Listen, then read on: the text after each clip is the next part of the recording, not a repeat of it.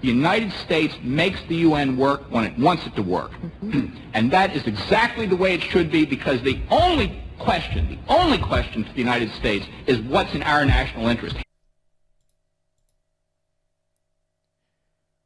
My name is John, and the International Criminal Court is now in session. It is January 17th, 2024, and for the most part, we're not going to really discuss the war in Ukraine too much because that's not really the topic of today's video. Well, sorta. It depends on how you perceive it as. We're going to talk about Gonzalo Lira, also known as Coach Red Pill, who died at the age of 55 in a Ukrainian prison due to his support for the Russian invasion of Ukraine. Now, first of all, before I start, I did not agree with everything he said on the internet, okay? Gonzalo had a very conservative point of view. He seemed kind of incelish. He called women animals or something pretty derogatory. And, I mean, I literally just did not agree with his social views. I literally just did not. But he became a very interesting figure. Kind of influential, maybe, when the Russians invaded Ukraine.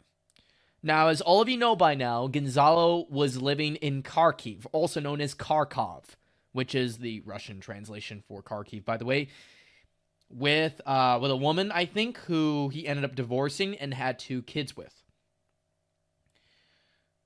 Gonzalo was arrested once by the SBU because he expressed support for the Russian invasion and the fact that he was denying the Bucha massacre. He then eventually tried to flee the country later in 2023, and then he got arrested again. But this time, he wasn't so lucky. He tried to cross the border into Hungary, which would be right here. Right here. He tried to cross basically through the mountains, I think, the rugged mountains of Ukraine, which is like the southwestern part of the country, which is adjacent to Uzhhorod, and also not far from the large city of Kusi. I'm sorry if I pronounced that incorrectly because I don't really speak Slavic languages. But he tried to leave Ukraine because he knew his life was in danger, and unfortunately for him, he was arrested again by the SBU and was not seen or heard from again. From what I understand, he was taken to some Ukrainian gulag somewhere in the country. I presume maybe in western Ukraine. I don't think he was held in the east. There's just no way because of the war that's ongoing there. So let's just say western Ukraine, okay? Just to play it safe. He was taken to a prison somewhere, and from what I understand, the allegations are that he was tortured, beaten up, and was suffering from pneumonia. I mean, he literally did not have a good time in jail at all. In fact, when video came out of him getting arrested, he looked awful. He looked absolutely bad.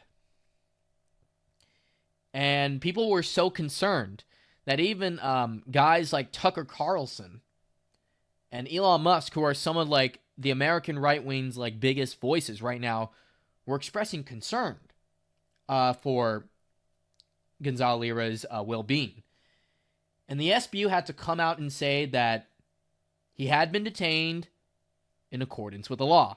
Now, as all of you know by now, Ukraine is under martial law, which gives the president, Volodymyr Zelensky, a lot of powers, more than he should have in a democracy.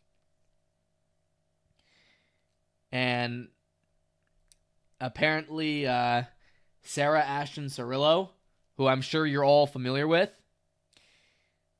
kept denying these abuses of Gonzalo Lira. In fact, it was Ashton who took credit for the arrest of Gonzalo Lira. And Ashton was making a lot of threats to Gonzalo Lira. Tons of them. Throughout 2022 and 2023. And after the news came out about him actually dying in prison, Ashton immediately went to social media, went to Twitter more specifically, and denied that they were responsible for his death. Basically making up excuses. Like saying, "Oh, I'm so sorry that this guy died, but he was spreading Russian propaganda." Look, as I said, I don't agree with everything he said, and I feel like he was sort of asking for this to happen to him. From my point of view, Gonzalo should have left Ukraine long ago. He should have left literally right when the invasion started. He should have left the country, go home back to the United States, and, I don't know, just settle back down here and maybe give his own point of view of how things were going. But no, he decided to stay in Kharkiv, and in spite of all the risk, he chose to stay in Ukraine. And he did so until he died. So now Gonzalo is a casualty of war, and arguably for the Russian side, a martyr. Yeah, it really makes you want to question, how exactly did they treat Gonzalo in jail? It makes you really wonder, right? Because I am certain, it's very plausible that the man definitely was enduring some major abuses, like human right violations, while he was being held captive. I'm absolutely certain of that, occurring while he was being held. It wouldn't shock me. And ever since he disappeared again, I knew this time around he wasn't coming back. And what do you know? He died just recently on the 12th of January, 2024 at the age of 55. I was literally not surprised that Gonzalo went the way he did. I don't know. Maybe he wanted to be a martyr. Maybe he wanted this. Maybe he wanted that. Who knows? It's all speculation. Because now that he's deceased, we will never know what his true motives were for wanting to stay in Ukraine. I mean, as I said, he could have left the country a lot sooner. He could have fled back home to the United States. He could have fled further east to Russia, maybe into the Russian-occupied territories of Ukraine.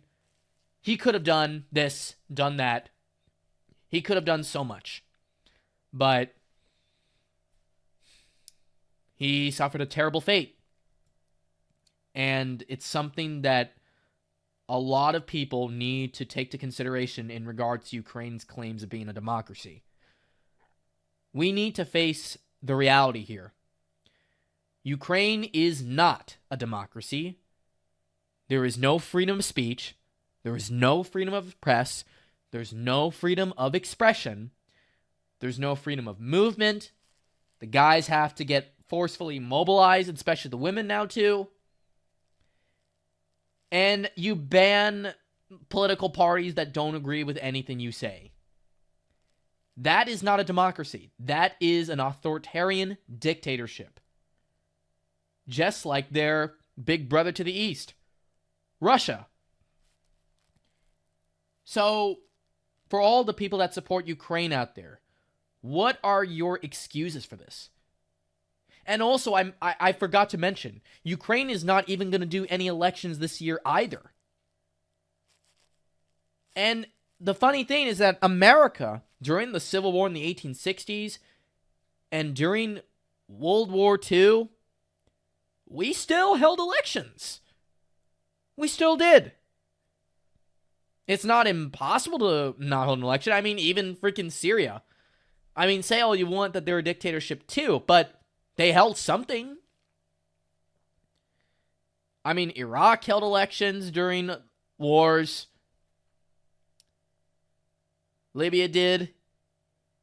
I mean, Even Afghanistan did. I mean, seriously, people. How in God's name is Ukraine a democracy? More so than Russia. And now that Gonzalo is dead, and the fact that the Ukrainian government low-key killed this man, how can you say they're any better than either Russia or Belarus, for instance? There's just no logic to that. Seriously. Quit the coping, quit the lying, quit making excuses for this wannabe Russia, and just be honest. This is not a democracy. This is just little Russia. So that's all I got to say. My condolences to Gonzalo's family, to his family, friends. I mean, and those, of course, closest to him. I even remember having chats with him, and I even wished him all the best while he was in Kharkiv. So wherever you are, Gonzalo, I hope your death is not in vain. And hopefully there's justice for the people that tortured you and caused your death. So that's all I got to say for today's video, and I'll see you all next time. Take care. Stay safe.